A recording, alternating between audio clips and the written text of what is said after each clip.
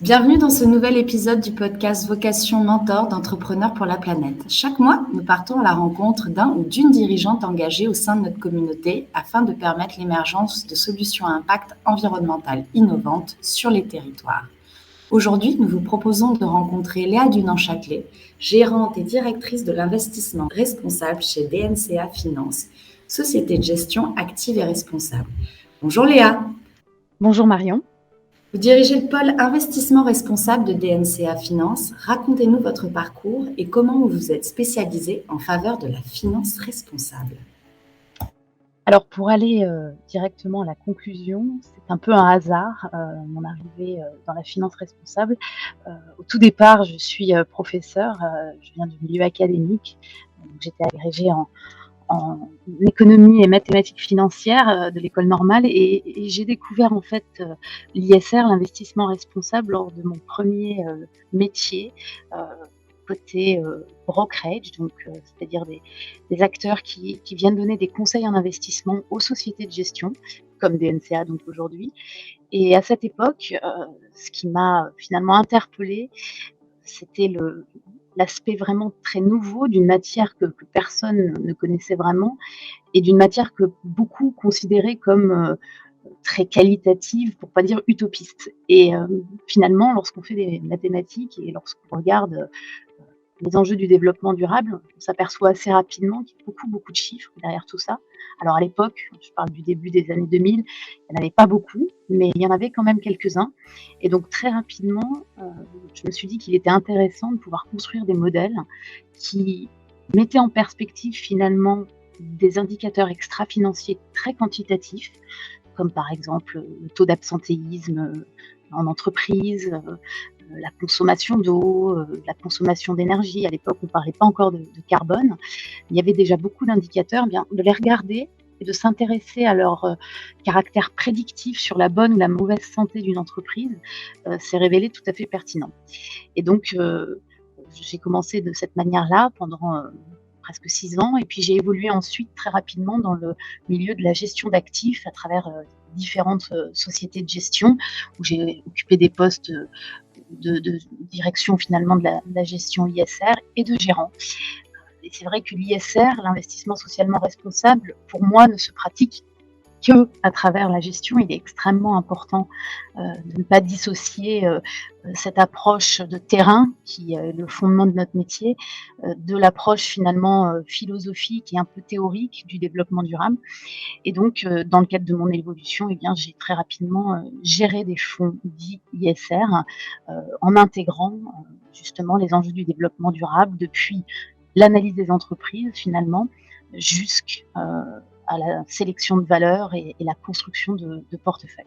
Donc dans le cadre de ce parcours, évidemment, j'ai conservé mes liens avec le milieu académique et je les ai élargis d'ailleurs auprès d'autres acteurs plutôt de place, entreprises, mais également associations professionnelles, pour faire évoluer tout simplement le domaine de la finance responsable.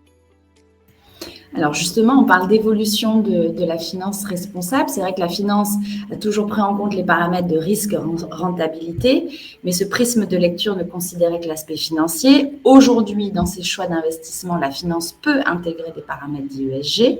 Quelle est l'expertise qui a été développée par DNCA Finance en la matière ? Alors, DNCA Finance a commencé à développer l'expertise en 2017 en signant les PRI, c'est les principes pour l'investissement responsable de l'ONU. Et je suis arrivée en 2018 justement pour les mettre en application, ce qui veut dire que si on regarde un peu la chronologie, nous n'étions pas pionniers, mais l'ambition de la direction était justement de rattraper à la fois ce retard, mais aussi de bénéficier d'une certaine manière de ce retard pour aller tout de suite vers la nouvelle finance responsable, parce que les 20 dernières années, finalement, ont été extrêmement fortes en matière de changement et d'évolution. Et donc l'approche de DNCA se veut assez pragmatique, et d'ailleurs en ligne avec notre ADN, c'est-à-dire conserver, améliorer et même amplifier notre capacité à comprendre les entreprises en intégrant leurs enjeux du développement durable pour mieux les sélectionner, avec une proximité de ces entreprises, puisque nous sommes des gérants de conviction. Et cette démarche s'appuyait sur 3 enjeux majeurs. Le premier étant d'avoir une une approche propriétaire, un modèle propriétaire. Alors nous avons développé un outil qui s'appelle ABA pour Above and Beyond Analysis, et c'est une manière de s'affranchir des notations externes et finalement de conserver en interne la valeur ajoutée de cette analyse extra-financière. Nous sommes convaincus que la vision des gérants et l'analyse des gérants est le cœur de notre métier, et ça s'applique évidemment aux financiers comme à l'extra-financier. Et ce modèle, il s'améliore en permanence. Ça nous a d'ailleurs conduit à embaucher des profils assez originaux au sein de l'équipe, comme par exemple des analystes quant, mais des développeurs IT également. Et donc de pouvoir maîtriser l'intégralité de notre opinion sur une entreprise. Ça, c'est le premier point. Le deuxième axe de développement fort, c'était de lancer finalement des produits financiers qui allaient au-delà de la simple notion d'ISR à l'époque, et qui avaient vocation à aller générer de l'impact. Et alors nous travaillons avec des entreprises listées, c'est-à-dire des entreprises déjà matures, et donc aller chercher de l'impact et démontrer finalement auprès de nos clients finaux que leurs investissements vont avoir une contribution au développement durable, c'était crucial.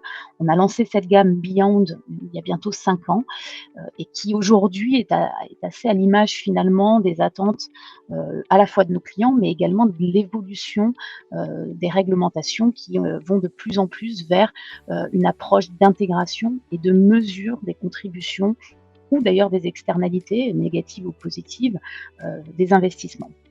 Et enfin, le troisième axe, et qui n'est pas nul, eh bien, c'était d'embarquer l'intégralité finalement des gérants qui étaient déjà là historiquement chez DNCA, et des différents styles de gestion et produits financiers vers l'ISR. Et donc aujourd'hui, DNCA est un acteur dont plus de 80% des actifs sont des actifs dits responsables, et environ 5% sont des actifs dits à impact.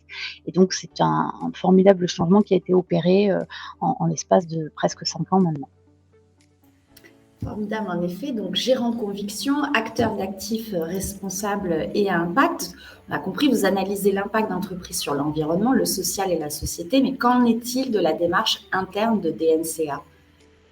Alors la démarche interne de DNCA, elle est très large aujourd'hui. Alors évidemment, et c'est assez naturel, nous nous sommes beaucoup préoccupés de notre impact en tant qu'acteur financier à travers nos investissements sur le changement climatique, parce que c'est le sujet qui est le plus mis en avant aujourd'hui, et j'élargirai même un tout petit peu à la biodiversité. Donc à ce titre, par exemple, on va avoir une analyse chaque année de notre trajectoire de température pour l'ensemble de DNCA, et on a élargi avec de nouvelles notions comme l'usage de l'eau, l'usage des sols, même si ça reste encore des éléments assez difficiles à mesurer parfois.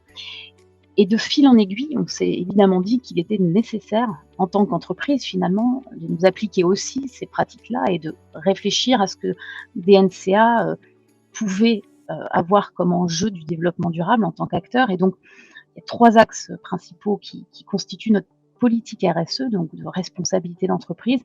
Alors d'abord, il y a investir dans l'épanouissement des collaborateurs, ça paraît assez évident. Nous sommes un métier de people, comme on dit, et donc il faut effectivement capitaliser sur nos collaborateurs pour en faire un moteur de performance puissant. Et leur satisfaction est évidemment au cœur des préoccupations de la direction. Donc ça passe par la promotion de la diversité, l'amélioration de l'équilibre de la vie professionnelle et personnelle. D'ailleurs, le Covid a bien aidé à beaucoup de prise de conscience et de changement à ce moment-là. Le deuxième axe très fort, c'est la maîtrise de nos impacts environnementaux, mais là encore en tant qu'acteur. Donc, on ne parle plus de nos investissements. Alors, nous ne sommes pas une entreprise qui a un impact sur le climat très important, évidemment. Nous sommes une entreprise de service, mais enfin, nous avons fait notre propre bilan carbone, et on a pour objectif de réduire les émissions de gaz à effet de serre par salarié. On a changé notre flotte de véhicules, par exemple, pour aller vers des véhicules hybrides, et on a une politique de réduction de la consommation de papier.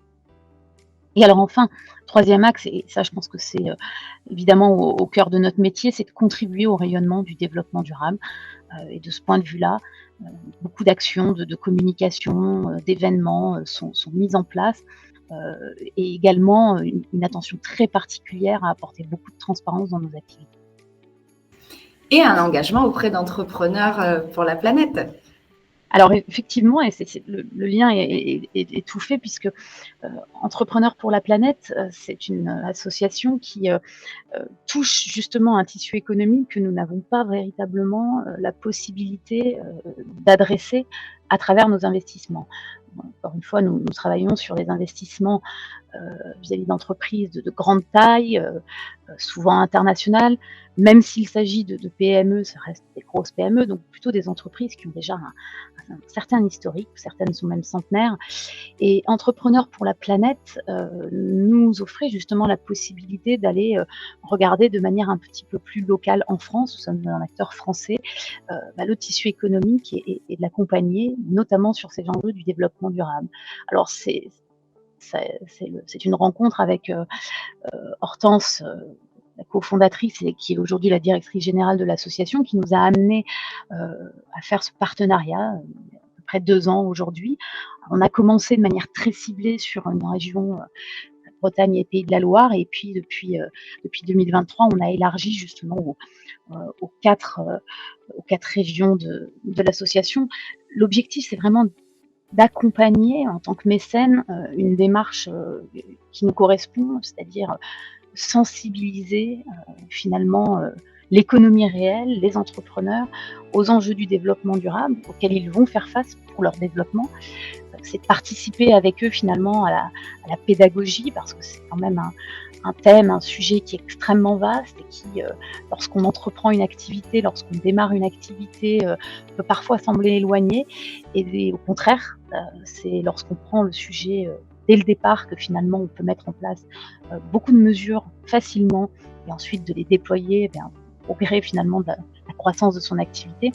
Et donc c'était assez naturel finalement de soutenir l'association pour mettre à contribution notre expertise sur ces enjeux du développement durable et aider cette sensibilisation d'entrepreneurs qui on l'espère, feront le tissu industriel de demain.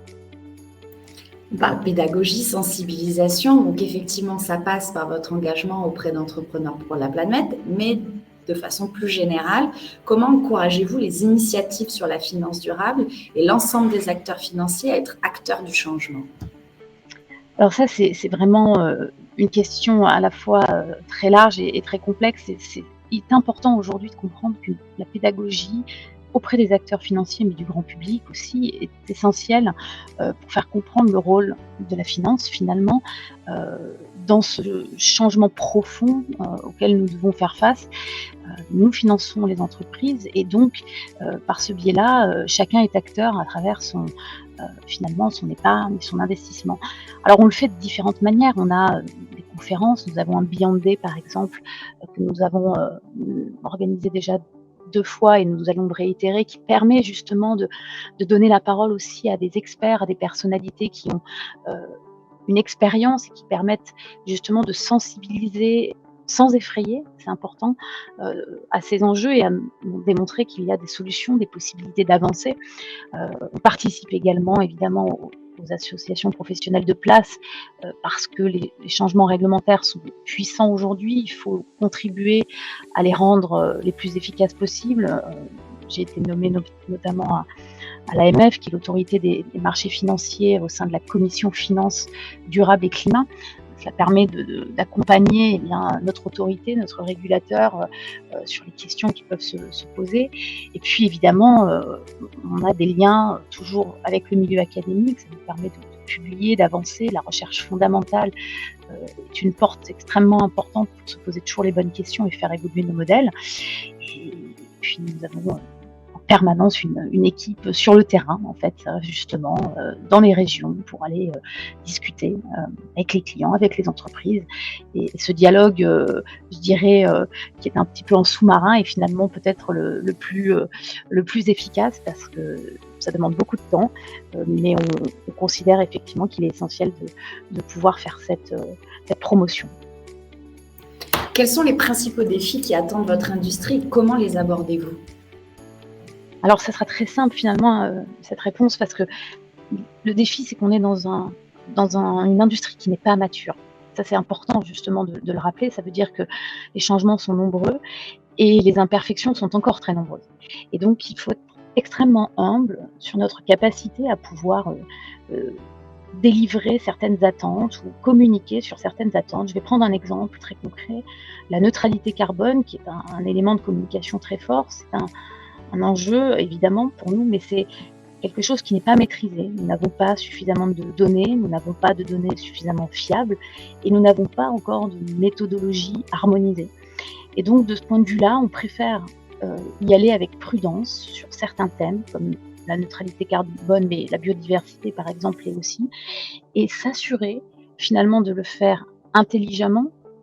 Et si l'on doit annoncer des ambitions, et on le fait quand c'est possible, que l'on soit à l'aise avec les ambitions qu'on annonce, les objectifs qu'on se fixe, et de pouvoir effectivement de manière très transparente, ça c'est un défi très fort de notre industrie, de pouvoir donner des informations concrètes et lisibles par tout le monde. Et donc, finalement, le défi le plus important, c'est de sortir de la black box que l'ISR a toujours été, avec des modèles très différents, une standardisation complètement absente, et passer vers une standardisation qui permettra finalement d'avoir de meilleures données et donc de fixer des objectifs beaucoup plus pertinents.